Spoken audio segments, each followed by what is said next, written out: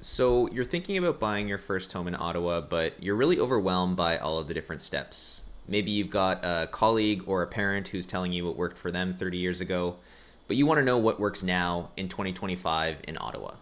My name's Tim. I'm a realtor in Ottawa, and I've also bought and sold my own personal properties in the area.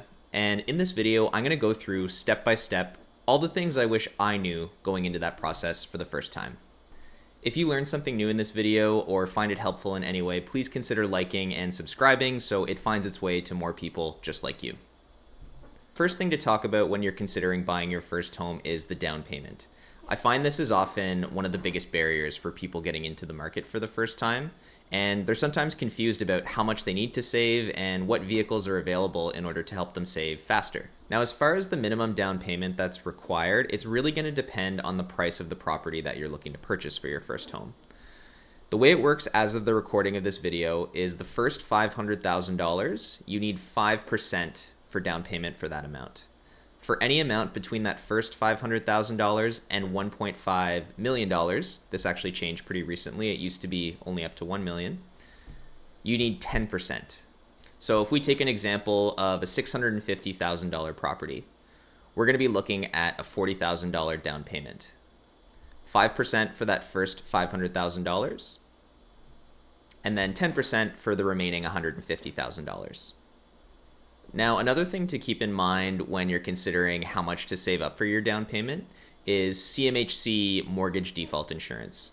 So this is basically an insurance policy that you need to pay for if you're using anything under 20% for your down payment amount, which for most first-time homebuyers I find is what they have to do. A lot of people don't have that 20% saved up for their first home because they're not bringing any equity from previous properties. So unless they're getting a gift from family or something like that, generally speaking, it's under 20% we're looking at. And for those mortgages, you will have to pay a mortgage default insurance premium. Now, you don't have to pay this out of pocket. It is tacked onto your mortgage, so it's nice that it's not an additional upfront cost, but it is going to increase your monthly payment slightly. The one upside if you do pay for the mortgage default insurance is that your mortgage rate is probably going to be slightly lower because the bank looks at those mortgages as less of a risk since there is a policy on them in case you default. So that covers how much down payment that you need to get started, but what vehicles are available for you to save up that down payment as quickly as possible? Now, up until a couple of years ago, there were really two go-to accounts to answer this question. The first one was the TFSA, or tax-free savings account, and the second one was the RRSP, Registered Retirement Savings Plan. Now, the TFSA was a great option because any funds that you put in there, any growth, interest, dividends that you made on those funds wasn't taxed. And you could withdraw funds from the TFSA without any obligation to repay them. The only real downside of the tax-free savings account is that it was after-tax dollars, so any contributions you made to your tax-free savings account did not get deducted from your income for that year for tax purposes. Now, the other savings vehicle that was really popular, the RRSP, did solve that problem. Any funds that you contribute to your RRSP are deductible from your taxable income for that year. And with the first-time homebuyers plan, you could withdraw up to $60,000 from your RRSP without any penalty. Now, the only real downside of using the RRSP in this way is as soon as you withdrew those funds, it did create an obligation to pay those funds back within 15 years. So that was something you would have to worry about going forward. But in 2023, the government came up with a new account called the First-Time Homebuyers Savings Account. And this one has the best of both worlds. Any funds that you contribute to your first-time homebuyers savings account are deducted from your taxable income for that year. Any growth that happens on those funds while they're in there is also tax-free. And when you withdraw the funds from the first-time homebuyers savings account to contribute to a down payment for your first home, it doesn't create an obligation to pay it back. Another note about the first-time homebuyers savings account is the maximum you can contribute each year is $8,000.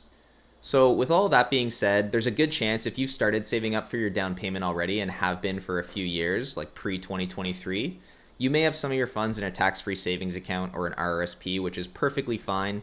But if you're in a position where you're still a few years out, you've still got a lot of down payment to save up, or maybe you haven't even started saving up your down payment and you're just looking to get into doing that, the first step I would recommend is to go and open a first-time homebuyers savings account.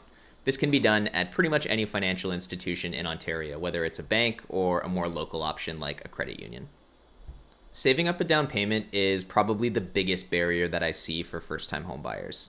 The cost of living is expensive. Finding extra money to put aside every month is difficult, more and more difficult every month, it seems like. And you don't have the equity from buying a property before house values went crazy to bring to that next transaction. And unfortunately, there's no easy way around this. The two best options for saving as fast as you can is to take advantage of the accounts that we mentioned in the previous section, and to cut spending wherever you can, or find other sources of income if you can. But one piece of advice that I did find made a difference when I was saving for my first down payment was to look at how much I was paying every month in rent, compare that to what the monthly payment was going to be when I was looking to purchase my property, take the difference and do whatever I could to save that amount every month, put it into a savings account. Now, this accomplished two things. The first is obviously it allowed me to save up money for my down payment, which was necessary. But the second thing it did is it got me used to paying that monthly cost that I was going to be paying when I did eventually purchase the property. And it got me used to living on that budget. Once you got the down payment squared away, or you at least know how to get started saving it up, the next step is going to be looking at a mortgage pre-approval. This can be done at any bank or financial institution, and it is absolutely a necessary first step before you start looking around for a few reasons. The first thing it does is tell you exactly how much house you can afford. There's nothing worse than browsing, say, $600,000 or $700,000 houses and then going and getting a pre-approval and realizing that you're only qualified for $500,000.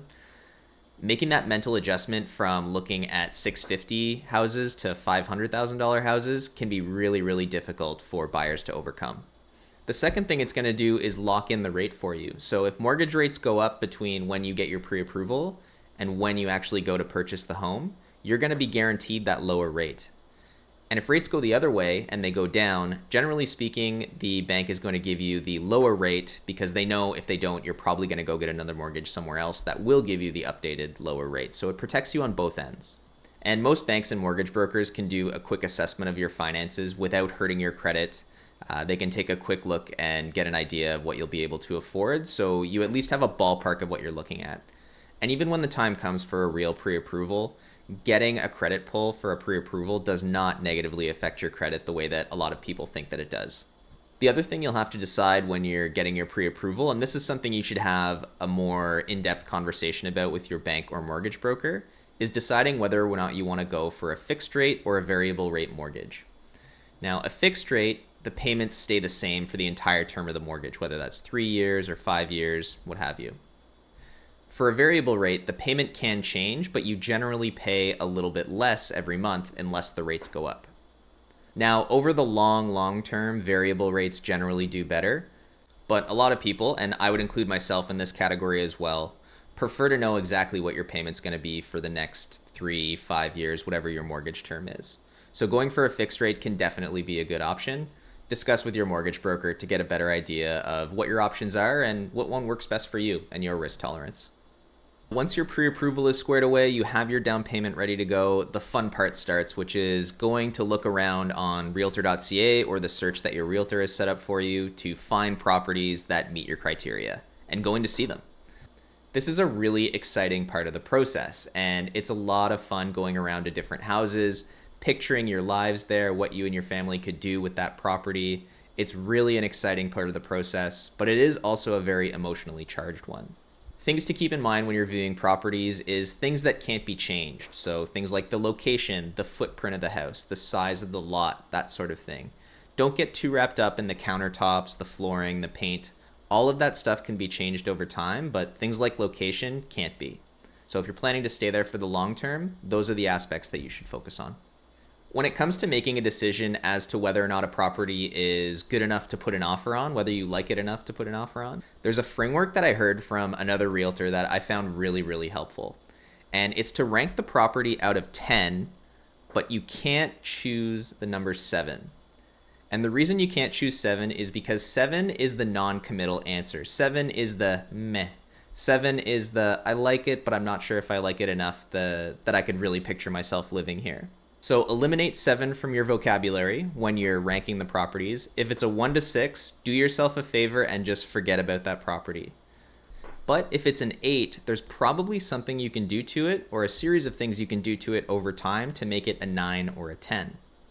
Also keep in mind, if you see a property that you see as a 10, there's a good chance that everybody else is going to see it that way too. So be ready to compete and move quickly on a property like that, because it's probably not going to last very long. Once you find a property that you like enough that you could picture yourself and your family living there, the next step is to make a written offer. Now, I'm not going to go through all of the pre-printed clauses in the offer. There's a lot of them. It's several pages long, and there's a lot of legal jargon in there. You should give it a look over when you're making an offer, but what I'm going to focus on here is the 5 main things that tend to move the needle as to whether or not an offer is accepted. The first and most obvious one is price. The price that you're willing to pay for a property is 90% of the time going to determine whether or not your offer gets accepted versus another offer. The second is the possession date or closing date. This is the date when the property actually changes hands and you get the keys and can start moving your stuff in. Now, other than the price, closing date is one of the most important things that determines how attractive your offer is going to be to a seller. If it's an investment property or they've moved out to another house already, they're carrying 2 mortgages and they're going to want a closing date as soon as possible. But if it's a family that hasn't found another place to live yet, that is scrambling and is going to need all the time they can get to get organized, a longer closing date may be more attractive to them. So talk to your agent to help you negotiate and find out what the most favorable closing date is for them. Come to an agreement that works for everybody. Another thing on the agreement of purchase and sale that can make a difference is the amount of the deposit. Now, the deposit is not the same thing as your down payment. A deposit is money that you give right away once your offer is accepted, usually between 1% and 3% on the average property in Ontario, and that's to be delivered within 24 hours. Now, the deposit is not an additional cost. It forms part of your down payment, but it's money that you give upfront that's kept in the listing brokerage's trust account. It doesn't go directly to the seller, and it gets combined with the rest of your down payment on closing and gets sent with the rest of the mortgage funds. So it's basically good faith money. The size of the deposit normally isn't going to make or break a deal, but if they see an unusually low deposit, that's something that some sellers may be concerned about because it may indicate that you're not serious about the deal. And if it's an unusually high deposit, that's something that can make a seller feel a little bit better and more secure in the transaction. So a higher deposit, if you have the money available, is not a bad idea. Item number 4 on this list is the irrevocable time. Every time an offer is submitted or a counteroffer is sent back, it's done with a specific irrevocable time or drop dead time, basically. This is the time at which the offer no longer becomes valid. So normally, sellers will ask for between 12 and 24 hours as an irrevocable time, so they have time to consider the offer. But you'll sometimes see situations where a buyer wants to get things wrapped up quickly, maybe eliminate some competition, so they'll put a really strong offer on paper with only a few hours irrevocable time. This is called a bully offer, and it is something you see from time to time, but the irrevocable time can make a difference in how the negotiation unfolds. And last but not least are the conditions that you include in the offer. There are tons of different conditions you can put into your offer. It's dependent on the situation, depends on the individual house, but there's generally 2 or 3 that are the most common. Now, the 2 that are most common are home inspection and financing condition. The third one that's most common, and you see this with condominiums most of the time, is an agreement for a lawyer review of the status certificate. So the status certificate is basically a bunch of documents that include the condo rules, the finances, that sort of thing. Having a lawyer look those over before you firm up on a transaction is a very good idea and absolutely something you should do. And if you're bidding on a condo, whether it's a townhouse or a tower, you should absolutely include that condition in there. Now, the amount of time that you have to fulfill your conditions is often something that's up for negotiation. It can be anywhere from a day or 2 all the way up to several weeks, depending on what the condition is. So talk to your realtor as to what the best conditional date should be, and that's something you may have to hash out with the seller as well. While your down payment does form the majority of what you pay upfront for your house, it's definitely not the only expense you need to budget for when you're buying your first property. There are a few other key items that you need to have the money on hand for, and we're going to go through those now. The first and one of the most significant costs is the land transfer tax. Now, if you're in Ottawa, you only have to pay the land transfer tax once. If you go down the 401 to Toronto, It's a different story. You have to pay the land transfer tax for the province, and you also have to pay a separate land transfer tax to the city. In Ottawa, you just have to pay the one. This can be easily calculated by using an online calculator. If you just Google Ottawa land transfer tax calculator, put the purchase price of the property in there, it'll spit out a number for you right away. Now, the nice thing about being a first-time home buyer when it comes to the land transfer tax is you do get a $4,000 rebate off of the amount that the calculator spits out for you. So whether you're buying by yourself or you're buying with other people, you get up to $4,000 back. If you're in the situation where one person has owned property in the past and one person has not, you do still get the rebate for half of the couple who's buying the property. So you would get a $2,000 rebate at that point. If you're both first-time home buyers, you get the full $4,000. The other big ticket item to budget for is legal expenses. You will need a lawyer to help you with doing all of the title research and all of the paperwork with closing the transaction and transferring the title over to your name. Legal fees in Ottawa run anywhere from $1,500 to $2,000 on average. Another thing to make sure you have the budget set aside for is home inspections. So you're looking around $600 to $700 tax included for a home inspection in Ottawa these days. That price has gone up in the last couple years, so depending on when you're watching this video, it may be a little bit higher, but it's pretty easy to call around, check a couple home inspectors, and see what their rates are.